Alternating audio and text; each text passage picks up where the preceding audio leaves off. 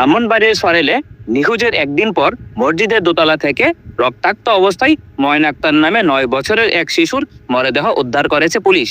রোববার সকালে উপজেলা শাহবাজপুর ইউনিয়নের ছন্দমিয়া পাড়ার স্থানীয় মসজিদের দোতলা থেকে তার মরদেহ উদ্ধার করা হয়। নিহত ময়না আক্তার উপজেলা শাহবাজপুর ইউনিয়নের ছন্দমিয়া পাড়ার বাহরাইন প্রবাসী আব্দুর রাজ্জাকের মেয়ে। লতিফ মুস্তারি সরকারি প্রাথমিক বিদ্যালয়ের 5ম শ্রেণীর শিক্ষার্থী ও স্থানীয় একটি মাদ্রাসার নুরানি বিভাগের শিক্ষার্থী ছিল ময়না। নিহতের পরিবার জানায়, শনিবার দুপুরে ময়না বাড়ি থেকে খেলাধুলা করার জন্য বের হয়। এরপর তার কোনো সন্ধান পাওয়া যাচ্ছিল না। বিভিন্ন জায়গায় খোঁজাখুঁজি করার পর মাইকিংও করা হয়। পরে রোববার সকালে শিশুরা হাবড়িপাড়া জামে মসজিদে গেলে মসজিদের 2য় তলায় ময়নার রক্তাক্ত মরদেহ দেখতে পায়। পরে মসজিদের ইমাম ময়নার মাকে খবর দেয়।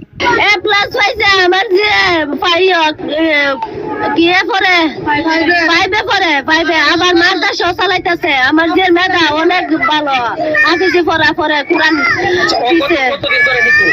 কালকে বিকাল 3:30টার পর থেকে আমার যে সন্তানটা তো সবাই ভালোবাসে, এরকম তো দেখছি না।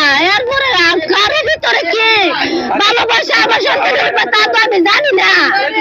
কারো মনের অবস্থা আমি কইতে পারি না কে করছে এইভাবে। আমার মামাতো ভাইয়ের মেয়ে আর কি, আমার ভাস্তি।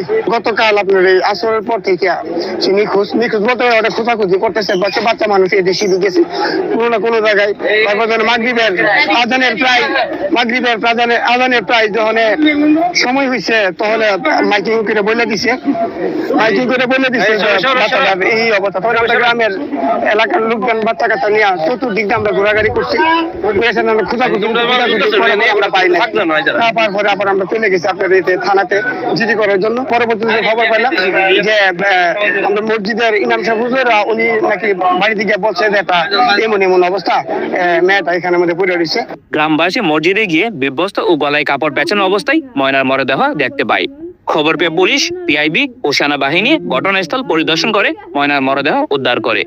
প্রাথমিকভাবে ধারণা করা হচ্ছে শিশুকে ধর্ষণের পর হত্যা করা হয়েছে।